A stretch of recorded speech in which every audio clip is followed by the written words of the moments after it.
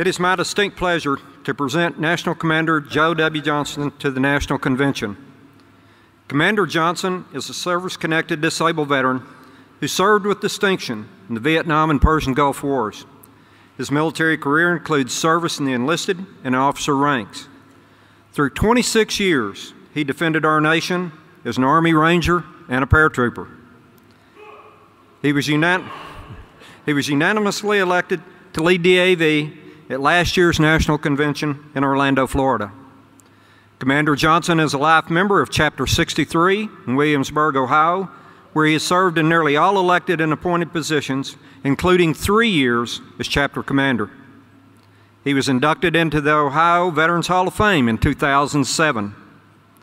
Commander Johnston brings 18 years of experience in management and finance to DAV.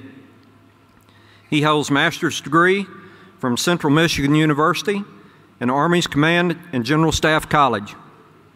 During a tumultuous year, he has provided leadership and given our cause a voice throughout government shutdown and VA crisis.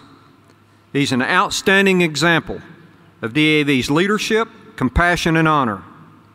Please give a rousing DAV welcome to your distinguished National Commander, Colonel Ranger Joe Johnston.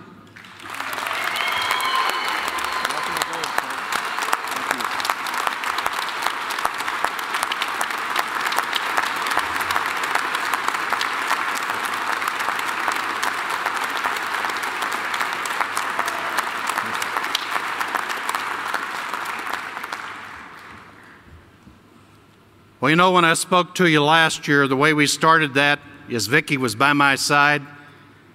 And at the end of this journey, it's only appropriate that she join me again on the podium.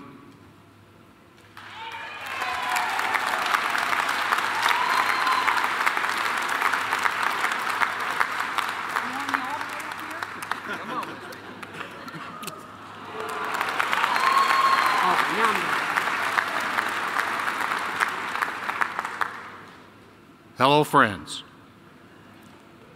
Thanks so much for that welcome.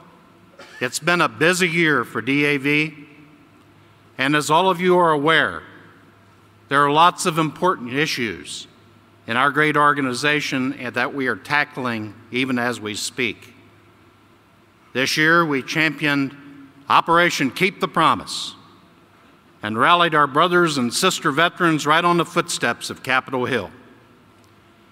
It's absolutely important for all of us to keep precious pressure on Congress to make them do what's right, to enact legislation for advanced appropriations for VA services, programs, and infrastructure.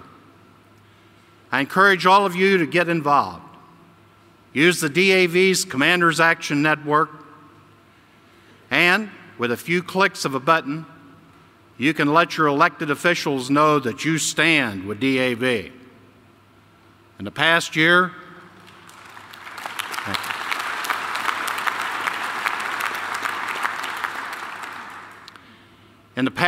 I'm proud to say we've officially activated the DAV Employment Department.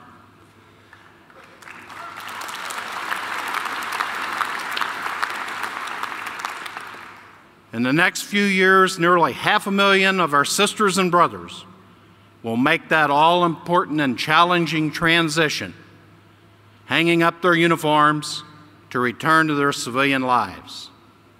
Many of these men and women have served their entire military career while the nation has been at war. Now they return home, looking to start fresh. Hiring a veteran is the right thing to do.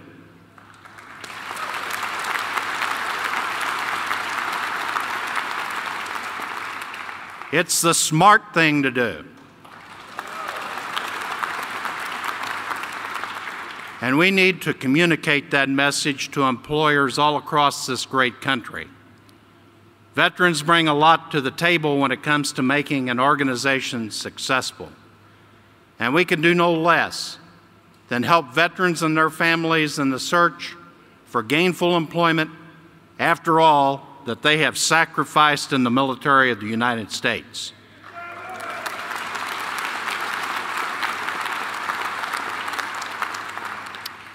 We all saw what happened at the VA earlier this year and the ensuing media storm that followed. In my view, Secretary Shinseki was and still is an honorable man.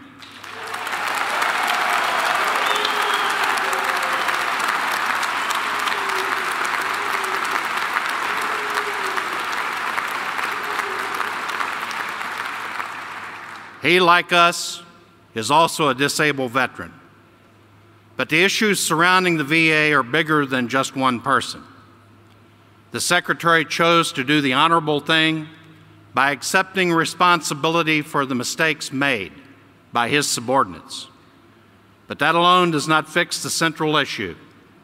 Quite frankly, the problem boils down to resources. For more than a decade, DAV and other VSOs have submitted an independent budget to Congress outlining what the VA needs to operate efficiently. In addition to our warnings over the past decade, in May 2003, the President's Task Force to Improve Healthcare Delivery for Our Nation's Veterans reported that 236,000 veterans were waiting 6 months or longer for an appointment. They also reported there was a mismatch between the demand for VA health care and funding. And if this was not addressed, and if there was not full funding of the VA health care, there would be access and possibly quality problems in the future. In spite of all of these warnings, neither the administration nor Congress did anything to address this mismatch. We realize that there are some in the VHA who have taken inappropriate actions, or worse. We call for a thorough, open, and transparent investigation into this matter, and where we find wrongdoing, we demand that those people be held accountable for their actions.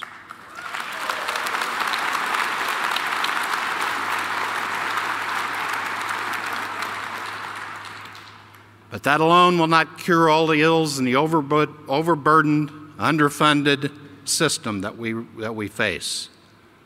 Finally, Congress must fully fund the VA without any political gimmicks or posturing so that we can fix the root of the problem, which is access to the quality care our veterans have earned on the battlefields.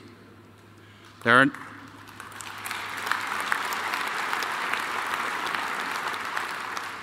are not enough healthcare professionals nor space to meet the current demand for veteran health care. This is nothing new, and we've told Congress this multiple times before. They have the power, they have the responsibility to press for proper funding and for adequate resources. And they can and they should push aside nonsensical distractions, including efforts to outsource care. I want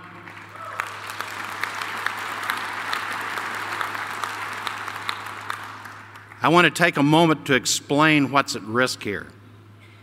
When DAV was founded more than 90 years ago, there was no VA.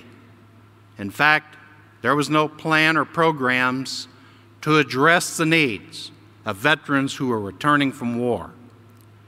It was for that very reason that Judge Marks and our founders came together to ensure that promises were made to returning veterans, their orphans and widows were kept. The establishment of a VA and a centralized system of care for veterans was a landmark victory, shared by DAV and our fellow veteran service organizations. Our efforts to build a Veterans Health Administration to address our unique needs and ensure the availability of the full spectrum of care for veterans is a part of the promise our nation made when it sent our men and women off to war.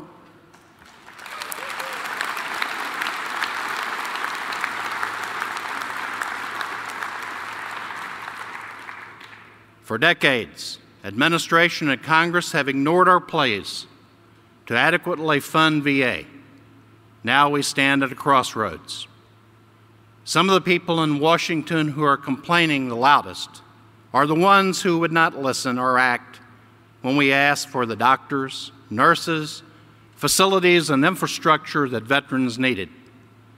Many of these same lawmakers who are elected to represent us are using this manufactured scandal to degrade and eventually dismantle the Veterans Health Administration as we know it. The scandal that we are addressing today should be a surprise to no one. The quote-unquote solutions being proposed in a push forward towards privatization could destroy the healthcare system that our members have fought for the better part of a century to build. Veterans deserve access to quality care in a timely fashion. They deserve accountability and a Department of Veterans Affairs that operates in a transparent way. They deserve a VA that is staffed and capable to meet their needs. Anything less is a betrayal. As I said, we need to get veterans the care that they need today, and the only way that we can do that is to get those who were waiting out in town to private physicians. That's happening now.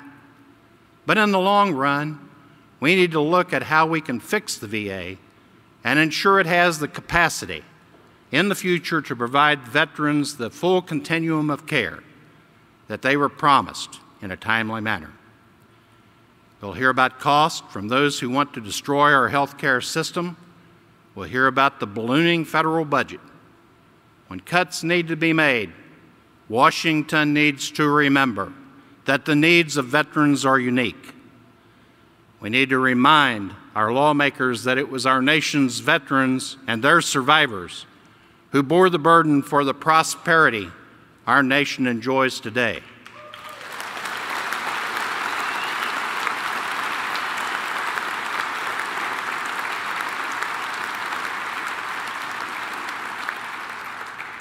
It was indeed our veterans who wrote that blank check up to and including their very lives for the way of life we enjoy today.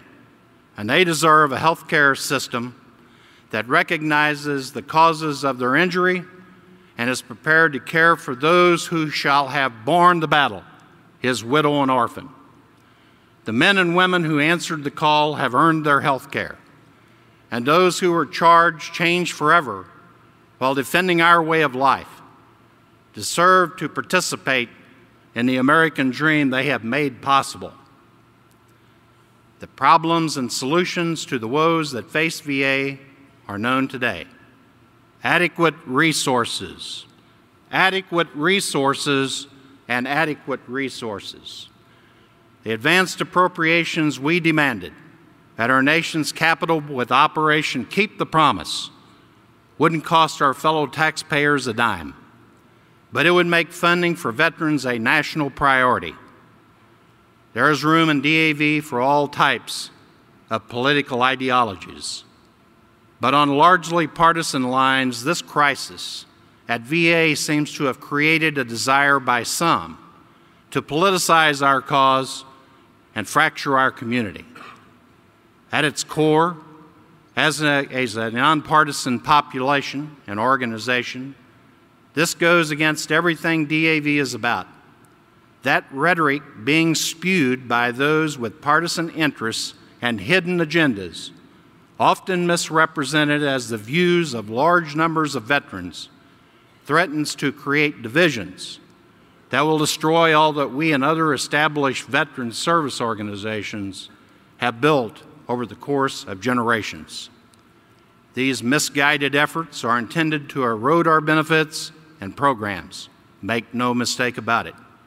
If you have the opportunity to speak to a lawmaker, especially as a representative DAV, it's critical that we speak with one voice.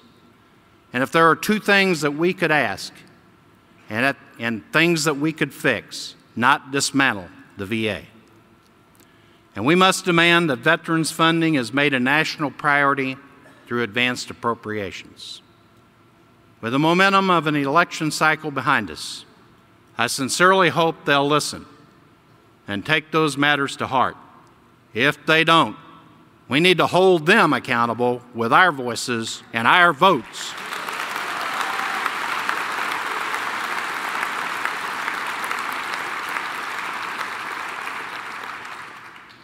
While DAV service to veterans and their families and our advocacy before Congress is important, I think it's also important to remind ourselves from time to time of the very freedoms every person here enjoys. The freedom to peaceably assemble like we are today, the freedom to worship as we please, the freedom to elect our representatives in government, and the rights of life, liberty, and the pursuit of happiness.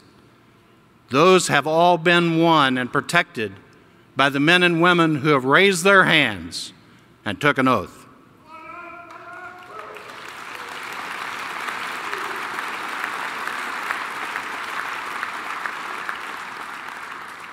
To wear the nation's uniform is the greatest commitment to our country and your community that anyone can make.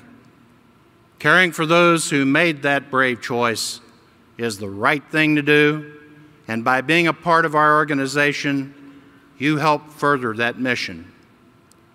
Like all veterans, military service changed me. But the simple fact is anyone who has served in the military is going to be changed by that experience.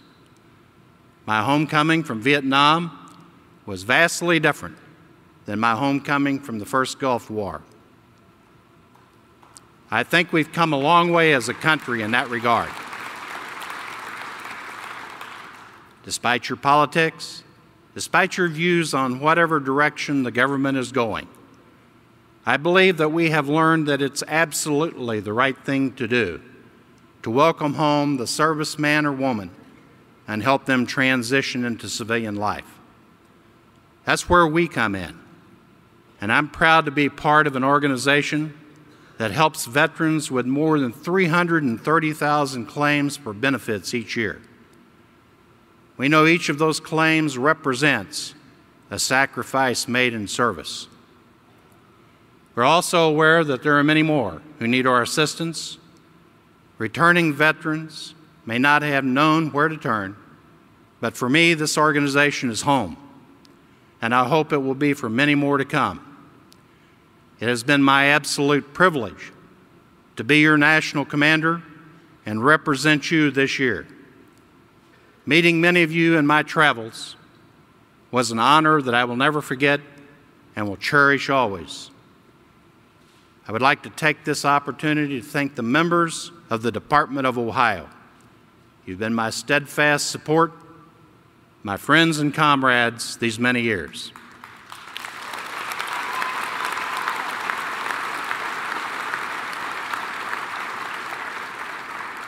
I could not have accomplished my duties as National Commander without you.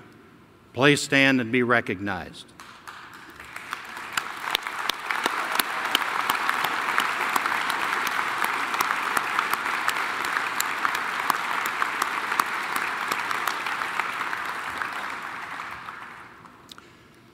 To my family and dearest friend, Vicki, mere thanks are not enough for your support and love. From packing a suitcase, to pictures of the event, to slapping me around when I needed it, I love you all very much.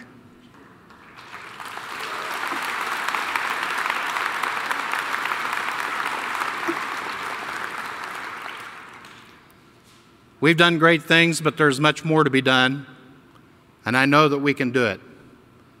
Now, in the parlance of military tradition, please allow me the honor of offering you my last salute after a fruitful and blessed year of service.